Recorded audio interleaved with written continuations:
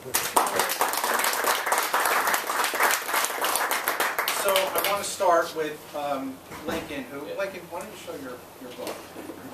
Lincoln wrote a book called Baseball Goes West about the New York teams leaving for LA and San Francisco in the late 50s. And we were talking before about the other team in San Francisco. And why don't you tell them what you told me about the PCL team, what the PCL is, and the hold that team still has 80 years later? Well, after I finished this book, which means I should have put it in the book, but I didn't think of it at the time, you know, one of the themes that I talk about in this book is this kind of odd, lingering nostalgia for the people of Brooklyn for a team that they abandoned in the mid-to-late 50s, before the team then abandoned the people. And one of the parallels in the memory that the Dodgers hold for the people of Brooklyn is the Seals for the people of San Francisco, which outside of the Bay Area is just kind of strange. Nobody has thought of that. The framework that, you know, there wasn't really baseball history began when you know, Ruben Gomez pitched to Gino Cimoli on opening day of 1958 at Seal Stadium just isn't true. The Seals are they were the Yankees of the PCL, right? When a casual baseball fan probably knows that Joe DiMaggio played for the Seals. Any San Franciscan of any over 40 knows who Lefty O'Doul was and that he managed the Seals forever. So these people are kind of part of the fabric of San Francisco baseball. But it's also a way that older San Franciscans can kind of stake their ground as older San Franciscans. I remember seeing the Seals. If you get your tech job and work there for 5 years, after a while you buy a Seals hat. I grew up there. I never worked in tech in San Francisco. But you buy your Seals hat as a way of demonstrating, I'm a San Franciscan. When you go to the ball game at what's now Oracle Park, you know, on any given Giants game, you'll see 20 to 50 Seals caps, T-shirts, and jackets, which you will never see at wherever the A's play now. You know, so it plays a different role in the culture of San Francisco, very parallel to the role that the Dodgers play in the culture of Brooklyn. And that, I think that's significant because it speaks to the historiography, how we understand things, how we learn things, how we overlook things. But LA had two PCL teams, had the Hollywood Stars and the Los Angeles Angels. Right. And yet, I wrote a book called Our Bums about the Brooklyn Dodgers and did a lot of research on the move to LA. And I could be faulty in my research, but it seemed like LA was bending over backwards for this team and ignoring the Angels and the Stars. In fact, they even had a telethon to keep the Dodgers, I think, to fund the stadium or to pass a measure to pass the proposition. Yeah, to pass the proposition to let them get Chavez Ravine. So why did LA not have that hold? You know, and maybe I'm betraying my roots as a San Franciscan here. So I'm going to say this: the Dodgers were a way for LA to demonstrate it was a major league city. San Franciscans always knew we were a major league city, and one of the reasons we did was because we had such a good team. So you know, LA. I mean. You know, LA only passed San Francisco in population around 1930, maybe a little later. And if you've been to these two places, San Francisco is a city that as a New Yorker or somebody from Hoboken, you would recognize as a city. Los Angeles, I have a hard time when I give these talks in LA. But it is, so it was hoping to kind of, we're going to unify the city, we're going to demonstrate that we are a big league city, and San Francisco's never had those concerns. How much of that was due to popular culture? Because if I ask the audience, can you name a San Francisco movie, probably everyone will say, I think it was the Maltese Falcon was San Francisco. Experiment in Terror. Right, Experiment in Terror and Play It Again, Sam. San Francisco, I mean, but it also has to do with an identity. Right. Right? I mean, San Franciscans, when two San Franciscans meet today, I mean, I was just out there. You ask, where did you go to school? And San Francisco, if you say I went to, you know, Yale or something, they laugh at you. Where did you go to school meant where did you go to high school? Because then it tells you everything about their neighborhood, their demographics, and generally it means what Catholic school did you go to, even if you were Jewish, right? The most famous Jewish San Franciscan we can think of is Dianne Feinstein. She went to the Convent of the Sacred Heart, right? So that's the old San Francisco world from which the Seals emerged. When you meet someone from LA, you say, where are you from? And they give you the name of another city, right? I'm from Woodland Hills. What? You know, what does that mean? So I think it was the culture of the city, the identity of the city, the two cities. Ron, you have a book about Hank Greenberg, but it's very specific to a certain time in Hank Greenberg's life. why did you choose to specify it? Why did you choose that topic? Well, full disclosure, this book would not have been possible if not for Howard Nedlow, in a very roundabout way. After I did my first book, I got a call from the publishing house, Sports Publishing Inc., saying, you've been recommended by Howard Nedlow to do a book about the Maccabeah Games, which is the Jewish Olympics. It's held in Israel every 4 years. So I said, sure, I'll do that. And then based on that, they said, would you be interested in doing this book about Hank Greenberg? And they suggested 1938 as a turning point in America. We weren't involved in the war yet. Greenberg, being the Jewish superstar of his era, if not all time, was looked on as a symbol for the Jewish people, and as a prodigious power hitter. He belied the stereotype of the weak, bookish Jew. So as a parallel to how he was very slowly challenging Babe Ruth's all-time home run record of 60, which had been set 11 years prior, and how it started out with no notice, basically by the All-Star break where he was piling them up, people were actually starting to notice that he was on a trajectory to catch, if not surpass, Ruth. So then you have that whole element of, do we want a Jew breaking the record, coming from some segments of society, parallel to what was going on overseas in Europe. And what did you learn about Hank Greenberg that you didn't know before? I think a lot of people assume that because he was a Jewish symbol, he was observant.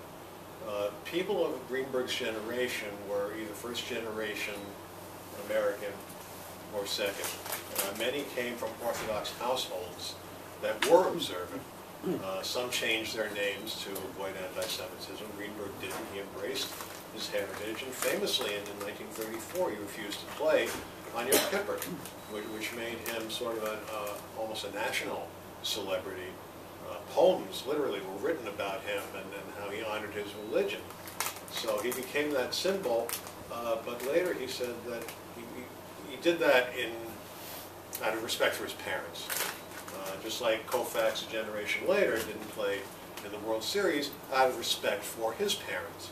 Neither of them were very observant, and Greenberg would later say that religion was the cause of more wars than anything else. So when his kids were of bar and bat mitzvah age, he didn't have ceremonies at the synagogue. He took them to the planetarium. Meaning, this is where everything is. Wasn't there a headline in Hebrew? There was. Yeah. He didn't play on Yom Kippur. He got this dispensation from his rabbi to play on Rosh Hashanah, because Rosh Hashanah, the Jewish New Year, is a happy holiday. So he hit 2 home runs in a game, which beat the Yankees 2-1.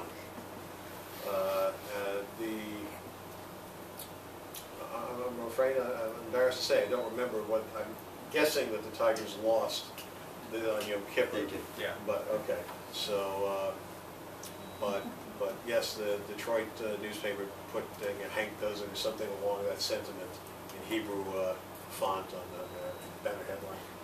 Howard, why don't you show the books that you wrote? Sure, and I take Go it's through them one at a time. purely selfish, by the way, to recommend. So I got to read you writing about Hank Greenberg, so that was the only reason. I wrote a book called The Baseball Talmud about 10 years ago now. It's a ranking of Jewish baseball players by position and overall as well. Hank Greenberg, I will say, spoiler alert, does come up over the course of the book. And it's interesting, I just, to sort of, before we get to the Cardinals book, to jump off of Ron's point, because it's a great one, which is that Greenberg not being tied to Judaism in the same way that Sandy Koufax was not, and by the way, a generation later, Sean Green was not either, and Sean Green made the decision as well. And so what's very striking to me about all of those instances is that the way in which Judaism, and Jewish Americans in particular, were tied to baseball, helped to bring them, these players, closer to the religion as well. And so there was this sort of this triumvirate of circumstances going on where the religion and those who follow the religion, and those who follow baseball, and the players themselves are all brought closer together by virtue of this moment in time, over and over again, 1934, 1965, and again in 2000, in a pennant race between the Dodgers and Giants, of all things. That was very striking to me, I think very interesting. The genesis of this book in particular is a series of arguments, basically, that I had with a professor when I was still in college and on throughout, which is that having grown up with Bill James, Baseball Abstract, as one of the first books that really spoke to me about baseball history and a way in which baseball history could be accessible, I wanted to take my interest in Jewish baseball players and get a look at our people's history. And to be able to do that through looking at these players, how they compare to one another, was something very interesting to me, and then something that was helped to be made possible by the advances in the last decade of the 20th century and the first of the 21st century, which is to say that suddenly we had a lot more sabermetric tools at our disposal to be able to compare across eras. And so that was something I thought would be of interest. I knew it was of interest to me and thought it would be of interest to other people, and fortunately it seems like that has been the case. But the common thread between that and this book I wrote, The Cardinals' Way, which traces back the way the St. Louis Cardinals have developed players over a period of time from Branch Rickey up through the present, and the through lines that we see throughout, is that there was a big story that I wished to tell. I went out to St. Louis, I did a story for the dearly departed Sports on Earth about the Cardinals and their player development system. Spent a couple of days talking to the general manager and the owner and everyone else, and came away with what I felt like was the what, but not the why or the how the Cardinals operate as a team. And I knew that this was something I wanted to spend a couple of years looking into. And that's really sort of the common thread for any time I want to write a book, is this something that I want to spend a couple of years on? And moreover, is something that I don't feel like I can't not spend a couple of years on. And you know, it's not a glamorous profession, I think anyone would say here, but it's something that I find myself too passionate about not to explore. Lincoln, can you explain who Horace Stoneham was, for those who don't know, and what is your opinion on why he moved to San Francisco and whether he belongs in the Hall of Fame? Well, so Horace Stoneham was the owner of the New York Giants, who moved into San Francisco and who owned the team through 1975. And he actually, interestingly, at the end of the 1975 season, sold the Giants to the Labatt Brewery Company. The Giants had moved to Toronto. And when I say had moved to Toronto, it was, they had, the Toronto papers were like evaluating where the Giants will fit, because they had gone to the NL East. And it was, I mean, it was a tangent, but a fascinating one. It was a done deal. And San Francisco in 1975 had an election that makes the Dinkins-Giuliani races in New York look like a love fest. It's probably the most divisive election in modern urban American history. And the new mayor, who had run on a very, very left-of-center platform, and really the first mayor who ever, this is a tangent, but it's an important one, an interesting one, who ever said, I'm going to reach out to gay people on gay rights issues and African-American people on civil rights issues and bring them together in a coalition and talk to them about issues they care about directly, which we now take as absolute for granted in the Democratic Party. This is 1975. He got in with all these plans. The first week on his desk, the Giants are leaving. And if you're an Italian-American guy who wins by 4,400 votes, who was an all-city basketball player, and the Giants leave, you're screwed. And he panicked. He didn't panic. He got to work. And Bob Lurie came in and bought the team. That's how the Giants stayed in San Francisco. So Stoneham owned it, so Stoneham has this reputation as, you know, the guy was just kind of drunk all the time. And in having spent the last week or so talking to people who knew him well, there's not a lot of evidence that that's not true. But, you know, there is also, in San Francisco, the joke was, you know, Walter O'Malley said, let's move to sunny California, and then he stuck us at Candlestick Park. And that is, in fact, a big part of the story, but not all the story. The Giants, by the mid-50s, the Dodgers could have stayed in New York and could have been a successful baseball team. They might have had to move out to Eastern Queens, which is a terrible place to put a ballpark, because that's where the Mets have played. So I mean, it's an obvious place to put a ballpark. The Giants in North Manhattan, across the river from the better, more successful Yankee team, weren't making it. Stoneham had to go somewhere. He was looking at other places. O'Malley, who saw the gold line in L.A., which is, you know, knew that he needed to be both teams. Baseball could work with one team in California. So Stoneham moved to San Francisco. The problem that Stoneham had in San Francisco was that he really wanted these 10,000 parking lists. And if you go to Candlestick Point at noon, on your way to the lunch, where you're going to be drinking, it looks like a great place to put a ballpark. If you go there on a summer's day at noon. But by the 6th or 7th inning, it isn't. And that decision was really very, very damaging for the Giants. So that's kind of who Stoneham is, and he's this overlooked figure in history because O'Malley was such a larger personality, so much more powerful in the National League, in the running of the National League. But a very important person. I mean, it did take some courage to move the team to San Francisco of all places and to fight the fight against the Seals, because there was a Save the Seals, not the Animals, the team movement. As far as he's in the Hall of Fame, I mean, frankly, if Harold Baines is in the Hall of Fame, then all of you should be in the Hall of Fame. Ron, there might be some authors or prospective authors here. Can you take us through the challenges in getting your book published? What was the biggest obstacle that you had to overcome, whether it was in the research, whether it was convincing a publisher? Well, the publisher came to me with the idea, so that was half the battle. The research was challenging because there weren't a lot of people to interview for this. You know, most of the people of that era have passed away. So I would say 95% of the research was done through newspapers.com, which is a great source because I just got a kick out of doing the research because you go there, you just see what's on the front page. And you're talking about Detroit, which is a large-ish city, but certainly not New York. So the things that go on the front page, like banker runs away with secretaries on the front page of the Detroit paper, local crimes. Then you get deeper into the paper where you find the sports, and the coverage of sports in those days, there's a lot of high school sports. And you got to remember, this is before television. And in many cases, radio coverage was spotty, so people got most of their information from newspapers. So you have the stories of the games, you have a lot of columnists who are writing about the deficiencies. The Tigers were not a good team that year, so there was a lot of discussion about their deficiencies and how slow their stars were, the slow start their stars were experiencing. But then, as the season progresses and Greenberg is doing better and better, those stories, again, there'll be a little thing on the front page, you know, a reefer, as we call it.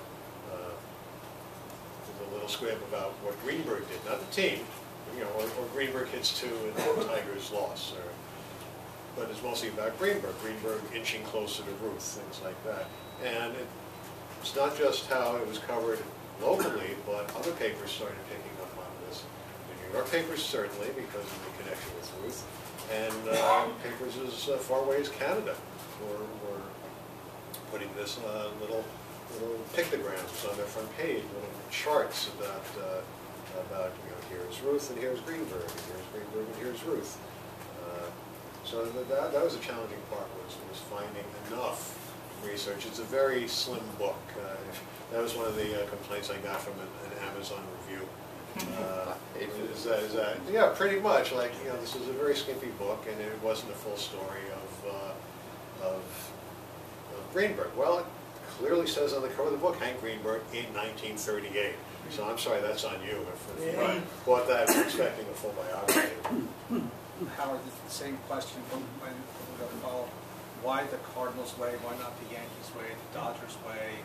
Why not other teams that have also been successful? That's a great question, and what separates them is not so much their level of success, or they won, you know, more pennants than any other team in the National League, but it's the fact that there is an intellectual through line in the Cardinals that does not exist with other teams. I mean, it does in the sense that the Yankees have the through line of we'll have more money than everyone else, and therefore we'll be more successful. And so, you know, but at the risk of saying that's not a real idea so much as just the way the Yankees have operated, I don't think the same is true with the Cardinals. And it's not just these ideas. The people who were involved in the Cardinals have an intellectual through line as well. So let's go back. What is the farm system? The farm system is a Branch Rickey idea.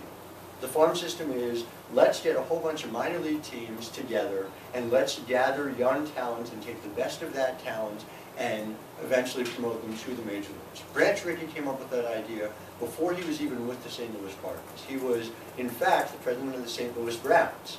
Wanted to do this with the Browns. The Browns had a change of ownership. They decided, too expensive, penny wise and pound foolish, and he went over to the Cardinals in 1917. So he's with the Cardinals for 25 years, 1917 through 1942. They begin to have their success in the mid-1920s, dominant teams on and off in the 1930s into the early 1940s, all with players that came up through the St. Louis Cardinals farm system over and over again. Well, so how did he do it? He didn't do it alone. He went and hired a farm director. There had never been anything before. Now every team has one. The first farm director was Bill DeWitt Sr. Now that's going to be a very familiar name to some of you because Bill DeWitt Sr.'s son, Bill DeWitt Jr., is now the owner of the St. Louis Cardinals, has been since 1995. So when I took a look in the mid-2000s about how they had gone about creating a team and how they had gone about creating success, Bill DeWitt Jr. was operating under a lot of these same principles that his father had created in baseball, widely imitated, used all over the game, but came directly from his father. And in fact, he grew up learning about the game from his father. His father was a baseball lifer. He was a baseball lifer to the point that when he went to Harvard Business School, he got an MBA, and in the process, his major paper as a senior was writing about the next 50 years of baseball. So in 1965, he's looking at this is what it's going to look like by 2015, and incorporated the international market to go along with the farm system, to go along with statistical innovations, all the things that we take for granted today in a modern Major League Baseball team. We see that happen with the Cardinals early, and we see the Cardinals then embrace sabermetrics, which is the third stand that goes along with this, earlier on than many other teams. You know, the A's did it, and you know, famously there's Moneyball, and there's of course the movie that goes with it. The A's had to. The A's were losing, the A's did not have enough money, the A's did not have anyone showing up, they had to come up with an alternative. The Cardinals made this decision in the midst of a period of time where they were winning and going to the National League playoffs and winning World Series over and over again, late 1990s into the early 2000s. They had an above average payroll, they had a ton of people showing up at Busch Stadium, and yet, when Jeff Luhnow comes to Bill DeWitt Jr., Jeff Luhnow, who had no baseball experience, he was a pants salesman. He was in charge of telling Land's End how to sell jeans more efficiently. And he comes to Bill DeWitt with these ideas. Bill DeWitt decides, this is what we have to do, and in a way that mirrors what his father did, working directly with Branch Rickey, he managed to do it. So you suddenly have the sabermetric aspect of it, you have the farm system aspect of it, and then the third part is the player development aspect of it, and in that case, you have direct lineage. So two people you ought to know about with the Cardinals: George Kissel, Red Shangeast. Kissel is someone who is not as commonly talked about, but he was signed by the Cardinals by Branch Rickey himself in 1940. Had a brief minor league career, but quickly became a minor league coach and went on to coach the Cardinals in the Cardinal system from the late 1940s through 2008. So this is a guy who worked directly with Cardinals, Boyer and Mike Shannon and all of these critical players who helped them win in the 1960s and beyond. And he worked with Yadier Molina. He was part of the Cardinals up into the current moment, even though he passed away in 2008. And Red Shangeast, who we lost earlier, I just late last year, same thing, signed in 1942 by Branch Rickey, one of the last signings Rickey made before moving over to the Brooklyn Dodgers. For the next 60-plus years, Red Shane-East was a coach in the minor league system, in the major league system, managed the team for a period of time, was critical to player development. And so even, you know, I covered the 2013 World Series. He was the last one in the building when I walked out at 2 in the morning. I was there early the next morning for, you know, for the press conferences. Shane-East was there when I got there. He was 91 years old at the time.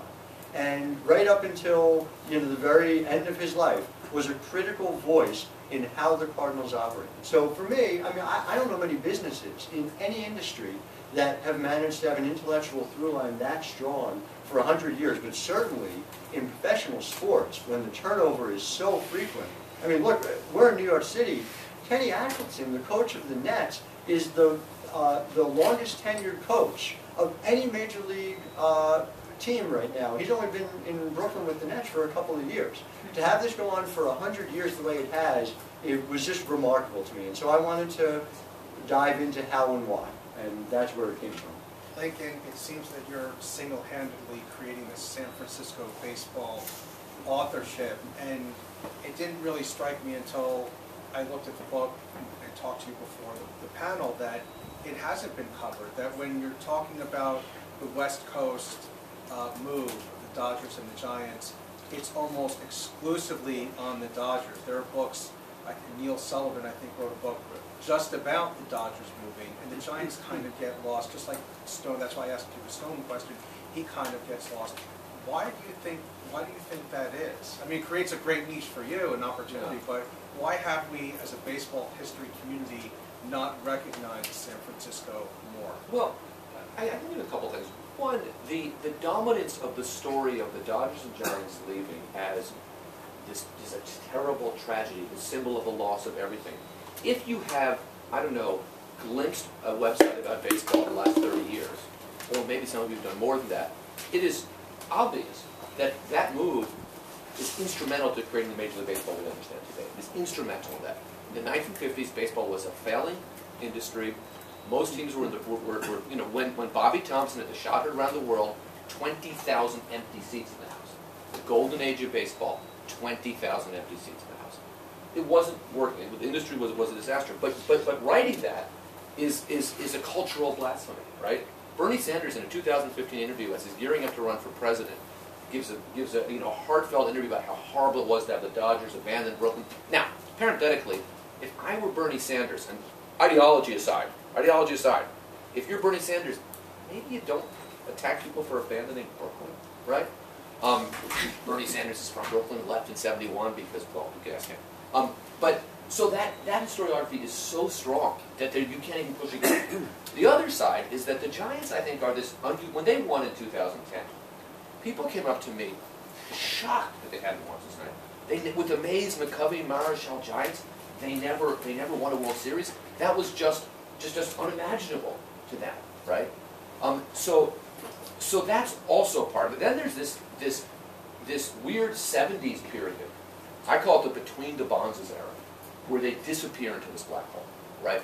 The Giants they're not bad enough to be lovable losers. The drought isn't as long as the Red Sox or the Indians. No one really, the Cubs, so no one really appreciates it. But can you think of any players? I can. But so and then I think it's because the pre-'58 history of baseball in California, no one outside of California pays attention, right? I mean, people don't really know what the San Francisco Seals are. They, you know. And so there's a lot of that. And then I also kind of think the Giants have this weird, frankly, unlikable history, right?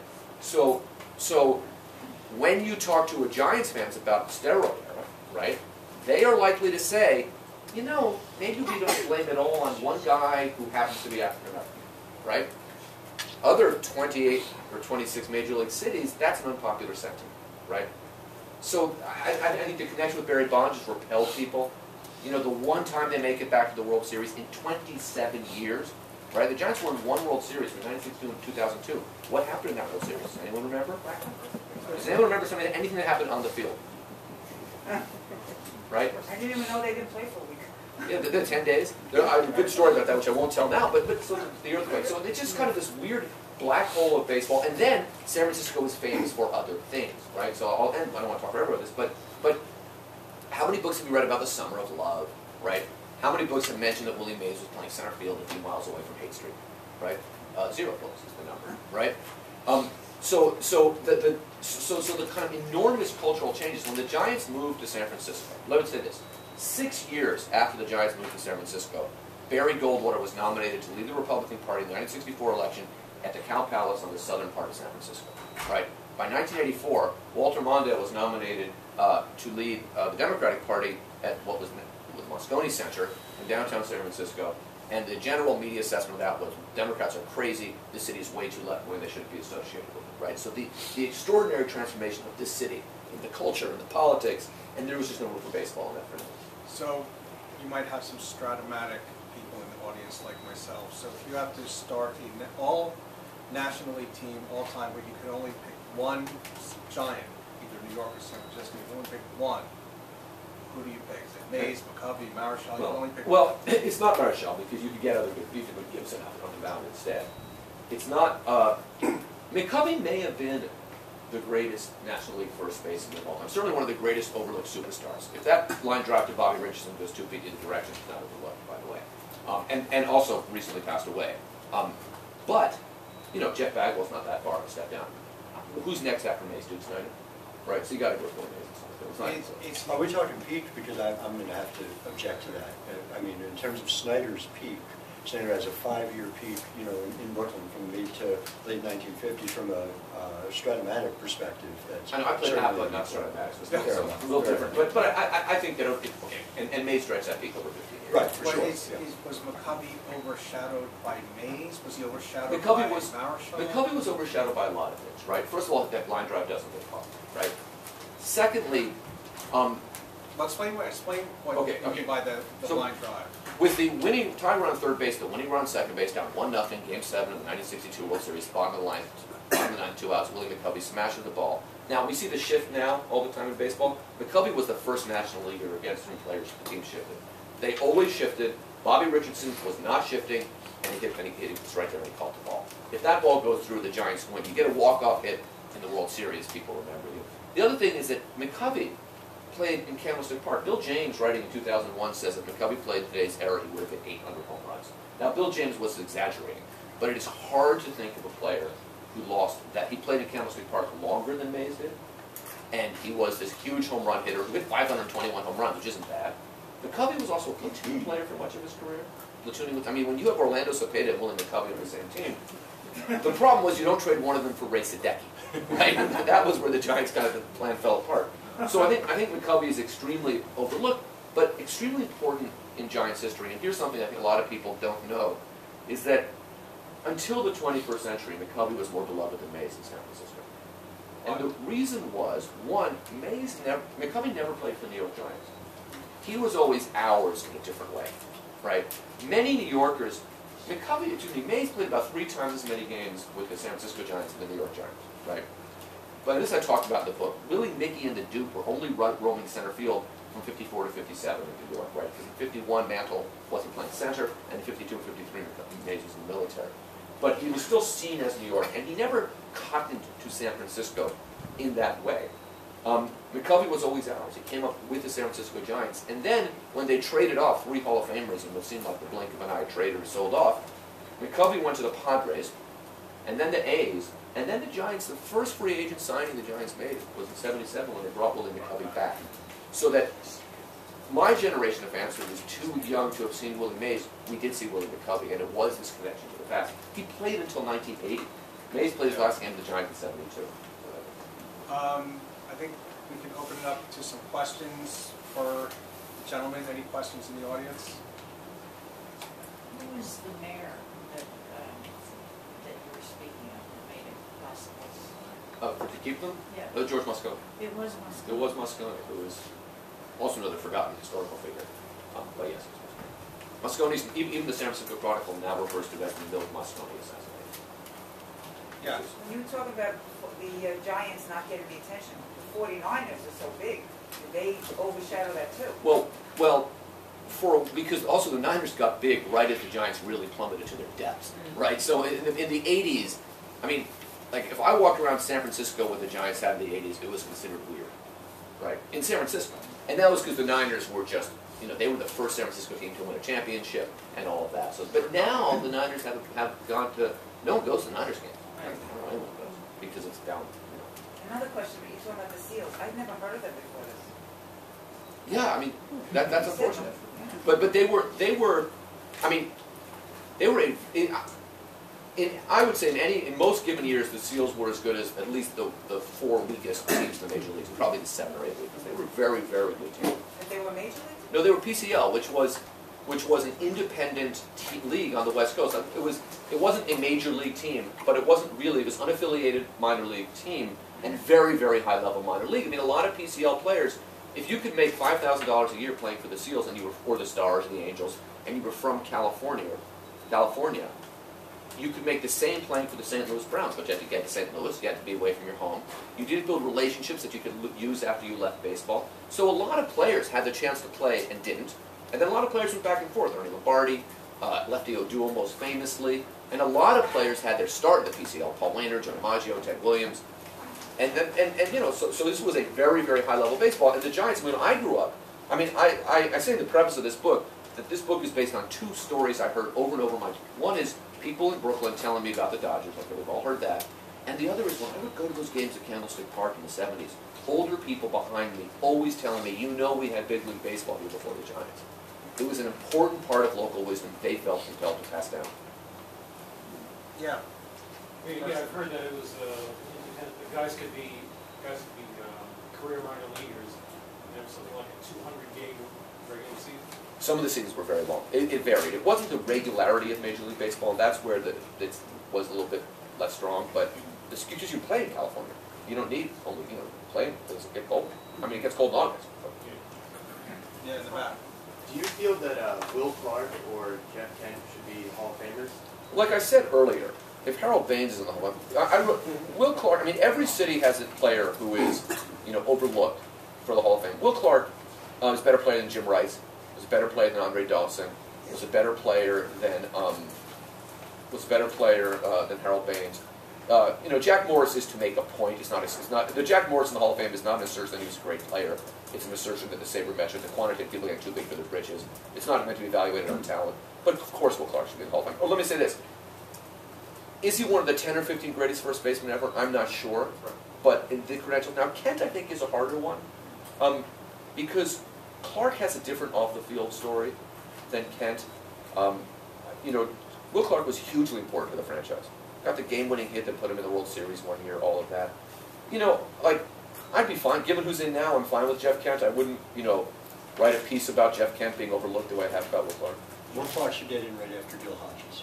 That's what he should get. Ron, do you have a person that you think should be in that's not in? Yeah, I was thinking about this when Mariana got the unanimous vote, and I started thinking, who's probably the oldest person on this panel, and when I grew up, the heroes were, not that I remember, I never saw Babe Ruth and Lou Gehrig or that generation play, but to compare some of these guys to those guys, I know the numbers are there, but the first thought I had was, well, yeah, Mariana has 600 saves. How many of them were one-inning saves versus the relievers who came before were pitched 3 innings? The argument, there are a couple books on Smart Baseball, Keith Law's book. There's another book, The Shift, that argues about some of the ways we think about statistics these days have to be thrown out and rewritten because they don't have the same weight. And sabermetrics, I'm not a huge sabermetrics person, but according to those statistics, they bear that out. Starting pitchers these days, if you throw 5 innings a game for 30 games, you're a stud pitcher. So versus a Gibson or a Koufax. So who's your number 1 person that you would put in? Yeah, I haven't given that a whole lot of thought. My number 1 person is Barry Bonds. Be clear on that. That's another sentence. That's my number 1 person. I don't want to go I into would just room point with out that there are plenty of owners in the Hall of Fame but Charles Evans is not one. Marvin Miller comes to mind. Marvin Miller's Marvin. another provocative. And Bud Selig is in the Hall of Fame, Right. Barry Bonds. But they now have, I mean, this isn't, I mean, there is a committee on cronyism in the Hall of Fame that is not there to root out cronyism, but to perpetuate it, right? There is literally a crony committee in the Hall of Fame, not literally, but damn close. I was watching MLB the other day, and they were talking about this, and Roberto Alomar was one of the panelists, and he had voted for Bates to get in, and they were saying how this guy does not really belong, compared with, and you're talking about cronyism, you're like, well, we saw him play, and we know what he was worth, and we know how he did. But again, you know, like, I'm thinking that Harold Baines is not, he played a long time, you got a lot of hits, you got, you know, maybe if you do those sabermetric numbers, he comes Lest in. anyone think that the Hall of Fame actually decides, Right, it's it's the the- Baseball Writers Association of America. Right. So if you go up to Cooperstown and you're talking to a staff member about why could you let somebody in, I would suggest that you rethink that paradigm, But because they it's- will tell you they have nothing It's not to just, do with it's it. also the cronyism committee, Yeah. which is MLB. But Right. let's be fair, cronyism itself has a rich It's a long tradition in legacy the in the history of the Hall Hall of of Fame. Fame. I Of mean, course, how many but- New York Giants Right, that, Yeah. you know, that got in, whether Right, it's and- Tim Bottomley and, you know, and that era as well. 11% of Hall of Famers play for John Wall. That's as traditional as Yeah. anything the Hall of Fame does. Yeah, right here. The two gentlemen that wrote books about Jewish baseball, I recall many years ago reading something on the SAT where one of the reasons, specifically one of the reasons cited for the creation of the SAT was that they decided that they had too many Jewish people in med school. Could you speak to how the history of anti-Semitism in America played out in those situations? Lincoln, you want to talk about your Oh, theory of even though- the Yankees? Okay, since you asked, and I'm sorry, because that was a question same for you, so now I'm answering it. But if you grow up outside New York, outside the tri-state, I grew up, you might have gathered in San Francisco, right? I was raised by a single mother in San Francisco, right? My mother, like me, and my father Jewish, right? My mother was constantly told she was a pushy New Yorker, right? Because she was trying to make a living. When someone calls you a pushy New Yorker, outside of, you know, they're not saying that because they think you're acting like that. It's not an anti-Italian slur, right? It's not an anti-Puerto Rican slur. It's anti-Semitism. So the reason I said this is because David and I were talking before, and I think there was a strong strain outside of New York between Yankee hatred and anti-Semitism. The language of the I'm not using to be anti-Semitic, but that language that you hear, the Yankees have the most money, right?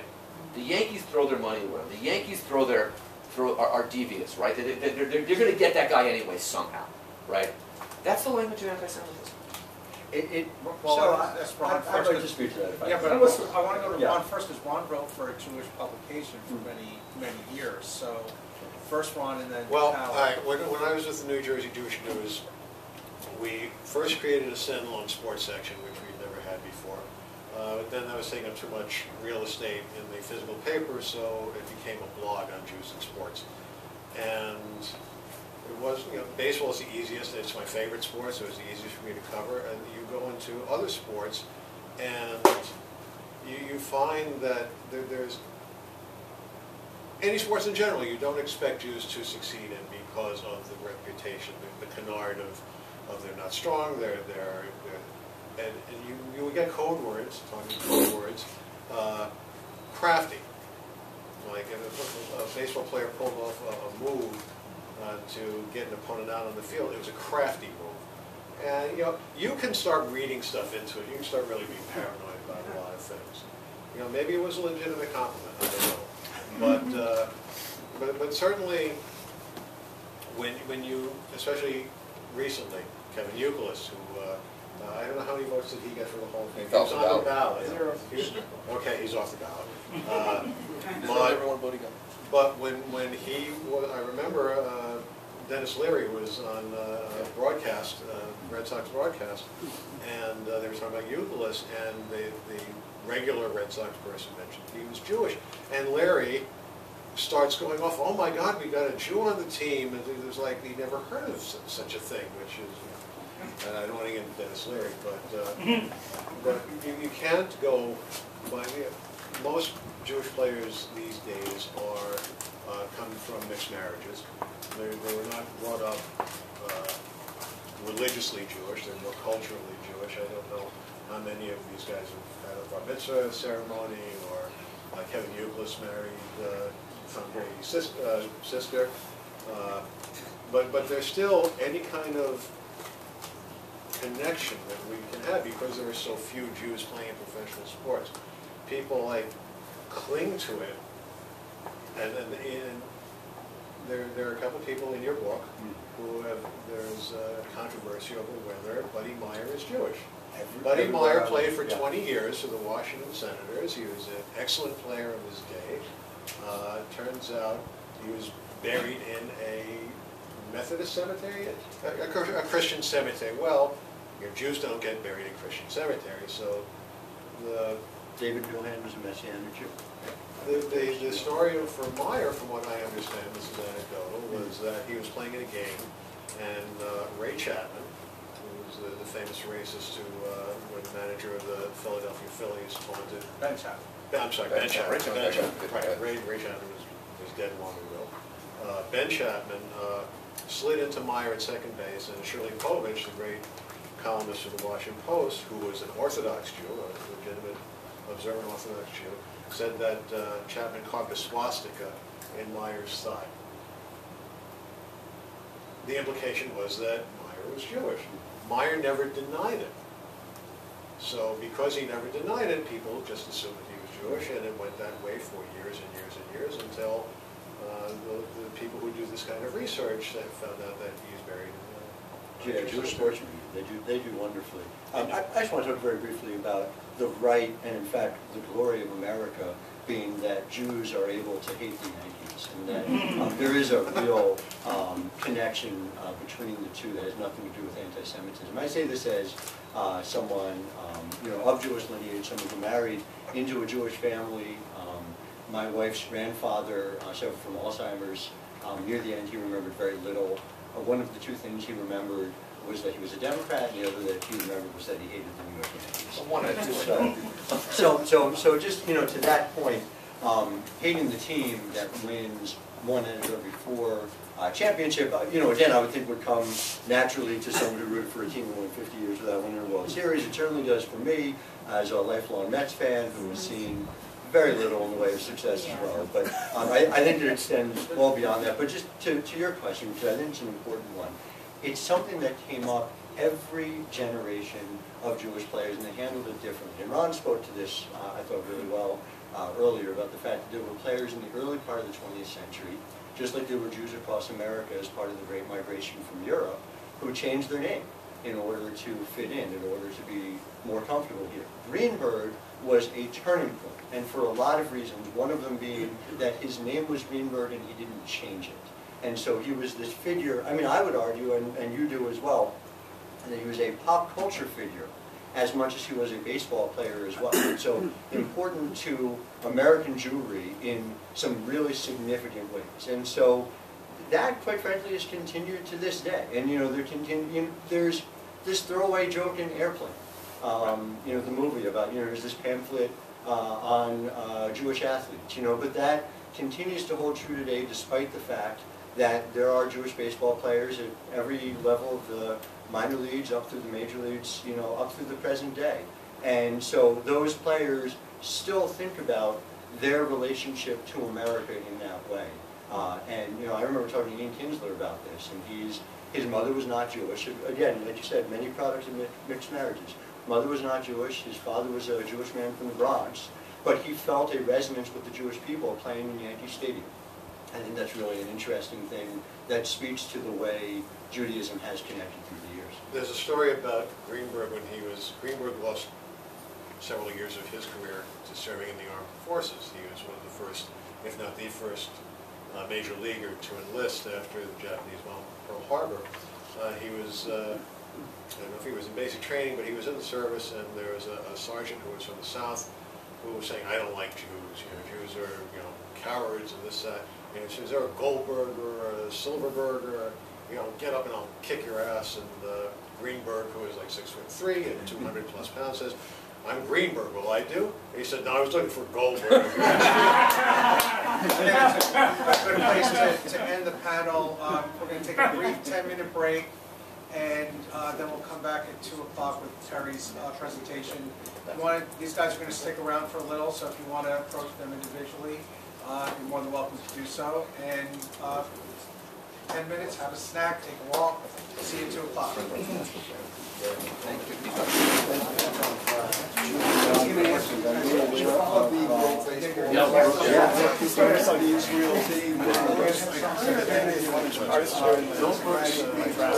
Interview.